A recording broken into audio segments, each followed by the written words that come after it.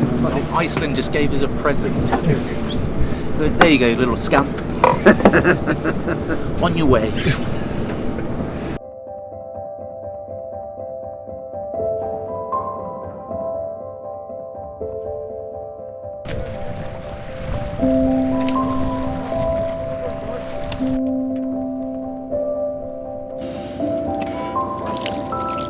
It's not made a difference. Nope.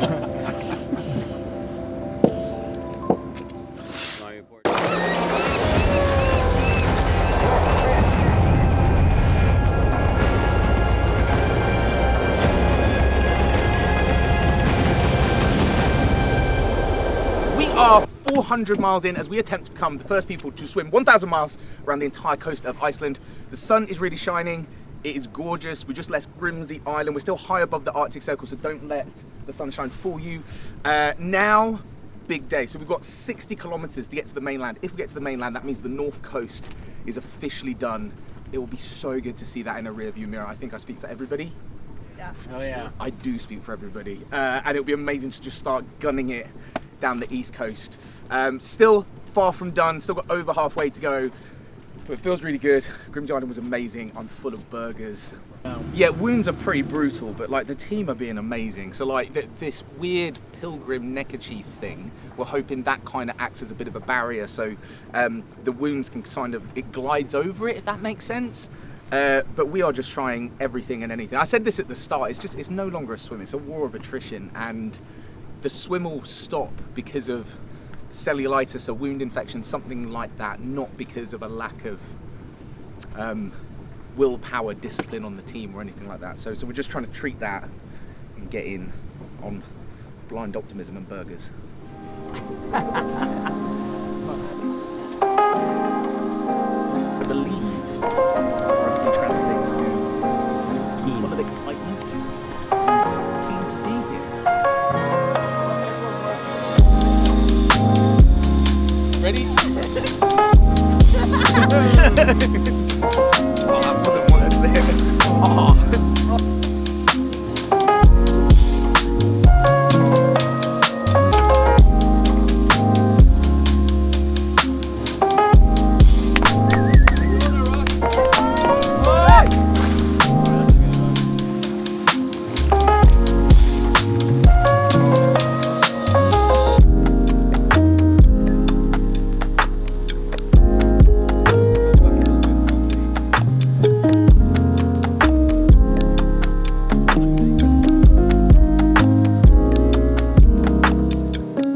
It's been amazing, hasn't it? Grimsy has been class. I reckon I broke the record for most burgers eaten.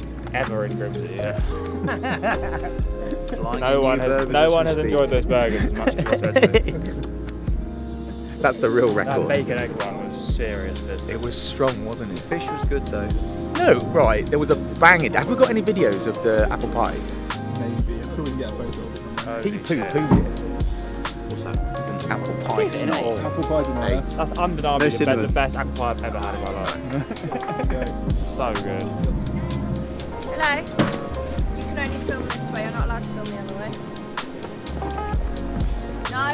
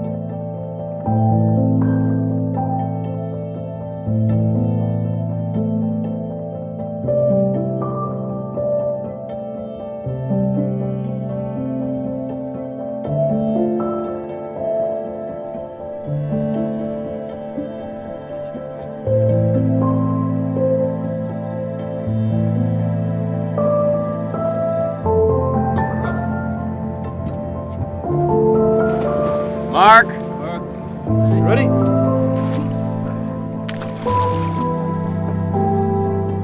feeling better? Thanks, guys. I lost a little bit of the passage. Did you? How you feeling now? I'm all better. We made you a lot. Huh? Hey folks, so it's going to be a bit of a short video this week. I've done a couple of big ones to catch back up now that I'm on board and doing all of this stuff, but we're kind of flying by the seat of our pants a bit as we make these, so it's very dependent on what happens during a week as to what we can actually show you guys. However, I did check through all the comments and found that one of the biggest things that people want to know about Ross's swim is kind of how he's going about the swim. What is it that he's sort of doing in terms of schedule, in terms of feeding and some of the logistics and things. And so whilst Ross has been very much head down and busy as we've been working through this last bit of the north coast, I've gone around and chatted with some of the crew as and when I can grab them on hectic schedules to give you guys a little bit more of an idea about what it takes every single time we get in and out of the water, how we're managing it, GPS locations and things like that. And I'm hoping to, working on my motion graphics. They're very poor, but bear with me. I'm hoping to keep the map updated a little bit more. But there is also a tracker, which I'll make sure is in the link in this YouTube video as well. I think Ross shares it quite frequently on his social media. So you can track us live. There's a tracker on the boat. You can see exactly where we are, zigzagging around all over the place. Right, without further ado, gonna get into the thing here. We'll chat to Maisie first of all, and get going with what it looks like for a little day of Ross swimming. So every time Ross gets out of the water, we mark a position on our GPS, which gives us a lat and long, which means that we can go wherever we want to and it'll all be recorded, and then we can come back to the exact spot. So whenever we go into port, we have that position, we come back to the exact same spot and get him back in the water and get going again. Right now we're actually navigating back to it, so we get given a direction and we head back towards the point whilst he's getting ready all down below. As soon as Ross gets up, it's pretty much go. Everyone has their sort of main position, but everyone's done a bit of everything because we just rotate through as the hours go by. So we don't actually rotate just because Ross is on, we're always awake, someone is at least. So everyone's familiar with the process going on. And yeah, we're just getting started. Now so far, now that we've hit the northeastern end of Iceland, we've figured out what works best for Ross. We've worked through the different wetsuits to figure out which ones keep him warm and other ones make him hypothermic. However, the ones that keep him warm, we're finding that there's friction points. We have to clean and sterilize, wet wipe that entire area so the bandages stick to him first. And then after, we have this product called Ultraderm Tattoo Badge, and it sticks across all these friction points. After that, we take some garbage bag or bin bag and we tape that and we lube that over so the friction points are smooth. And then we also put Ultra Second Skin on the other holes that are forming on his back. And then we put this neoprene neck guard over him and we cover that in lube in order to make it smooth so there's no friction points under the wetsuit. Then by the time he comes up on deck, we're able to tape up his ears, but before his ears were being rubbed off, now we've sewed in some smooth bits inside his head so it doesn't rub off his skin.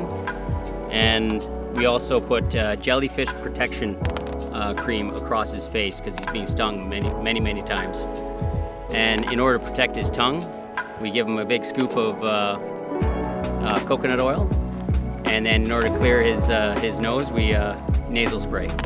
And then after that, we were able to put his suit on, make sure everything is lined up and there's no folds, put extra lube in certain spots, and then send him on his way.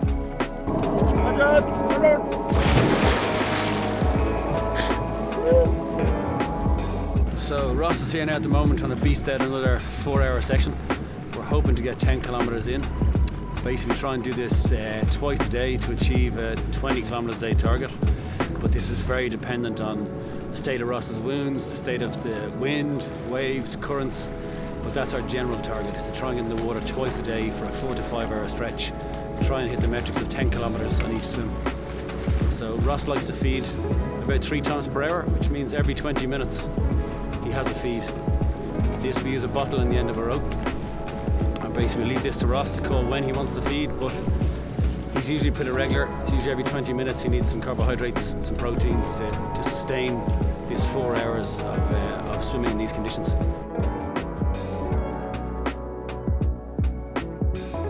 By the time he gets out, we're able to take his wetsuit off, and we have to wash it because it turns into a bacterial infest. So we clean his wetsuit, and then I clean his wounds, rip all the bandages off, and then I chase him around with Sudocrem. And by the time he goes to bed, he has white spots of Sudocrem all over his friction wounds, so it helps him through that sleep rotation. And by the time he gets up, the whole rotation starts again.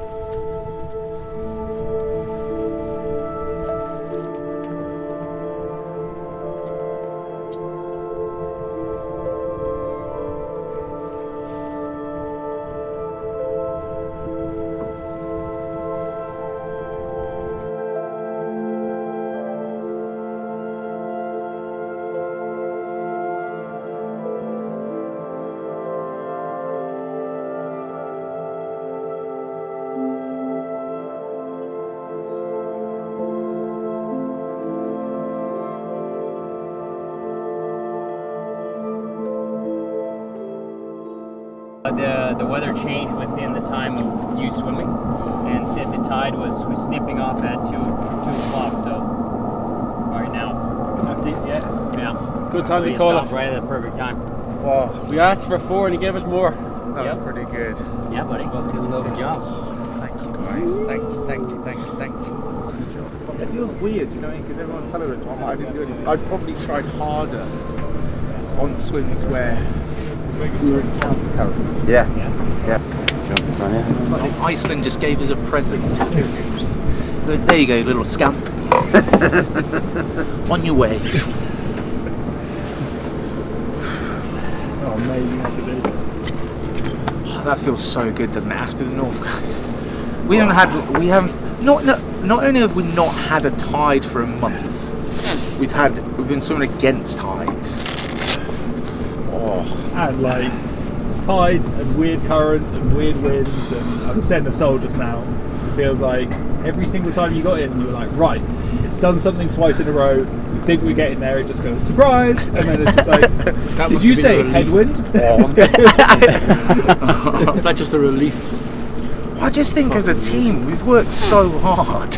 Yeah. We just, like, coming out of Sigler, Florida, like Grimsy would come out. Still, Mike, remember when we stole a 4K in the morning at 2 o'clock? Lost earplugs. Yeah. That just feels really nice as a team. Yeah, you deserve that. Oh, even when I was sick, coming out of Sigler, Florida, just, we, as a team, we deserve a little bit of assistance. You should see the line on the chart.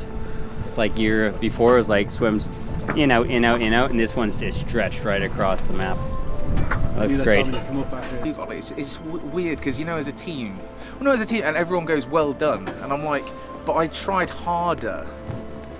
Or maybe not tried harder, I tried exactly the same when we were swimming in counter currents. Yeah, harder actually. but the mood on the boat. But then I'm like, but I didn't do anything different. But I'll claim it. No, but you know, I'm going to butcher this, so Tom, please interrupt me if I say anything wrong. But Tom, military phenom, special forces, during selection said to me that it's not how well you succeed, it's how well you can repeatedly fail. And I said, Tom, that's interesting, what do you mean? And he said there was a series of tests that was set up where he was never ever going to pass. You're not meant to. It's just whether you're going to keep getting in and keep failing and keep pushing forward. And he told me that a week in. Yeah.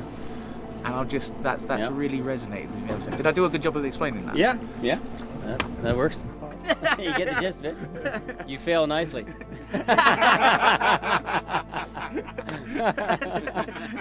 Thank you so much. You failed so well. You failed over and over.